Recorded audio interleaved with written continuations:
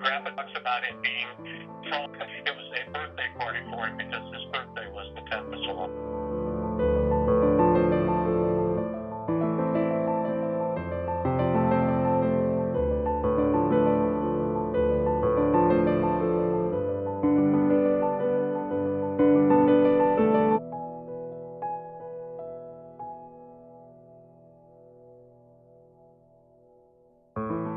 July 10, 1943.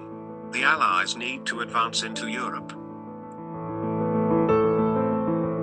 It's at the middle of World War II, and Africa has just been captured by the Allies.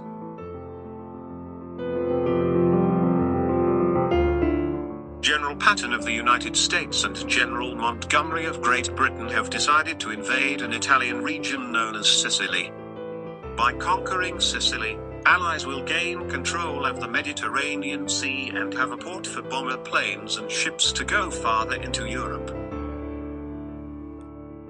They are also hoping to remove Mussolini's fascist regime from the war and divert the Germans from France. The Allies, however, are in a competition for a claim to fame, leading to many casualties caused from rash decisions made by both generals. Amazing. Had to do with rash decision-making. The first story he shared with me is the day approached, heavy winds and storms were picking up and effects quite a bit affecting the troops at the sea and the air. My father said to me one time, he said, "You've not been sick until you experienced seasickness. It caused me to be sicker than anything in my lifetime."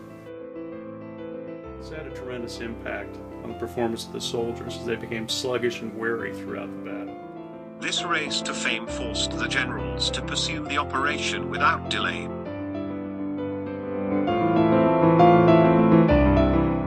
We could see that the soldiers were just hanging over the side, completely sick.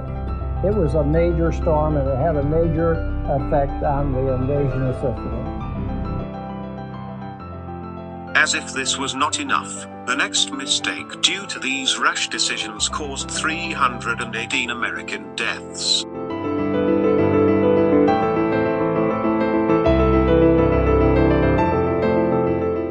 A friendly fire is started as General Patton orders American aircraft to fly over American boats at night time. 23 planes are shot down and 37 are significantly damaged.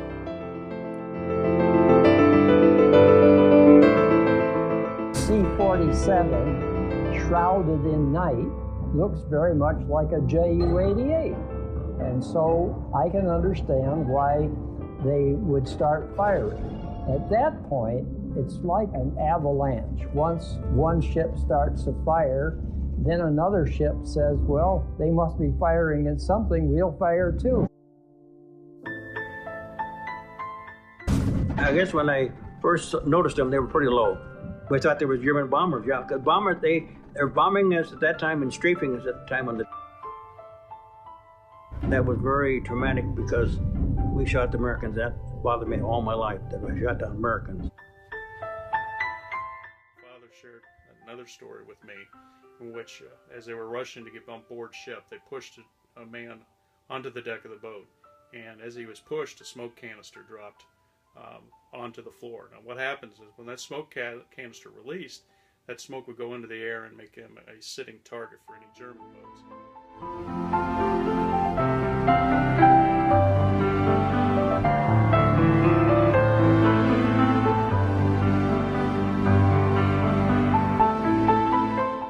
My father mentioned a friend of his who did a heroic act. His name was Ensign John Pearl.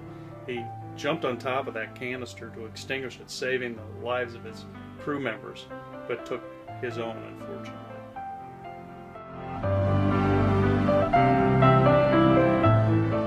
This casualty could have been prevented, as well as many others, if the generals had not been in such a hurry for the race of glorification. Despite these roadblocks, once the Allies make it to the coast, they are able to push back the Germans to Mount Etna. Although difficult to fly over the mountains, the German troops are now far away from the capital city, Palermo. North of Sicily. and they're really nothing more than mountaintops that stick out of the water. And we joked about, when we were flying, to beware of rocks in the sky. The invasion of Sicily also led to the later liberation of the Italians and many others under Hitler's rule. General Patton also gains his fame providing the Americans with a great moral boost for the war back home.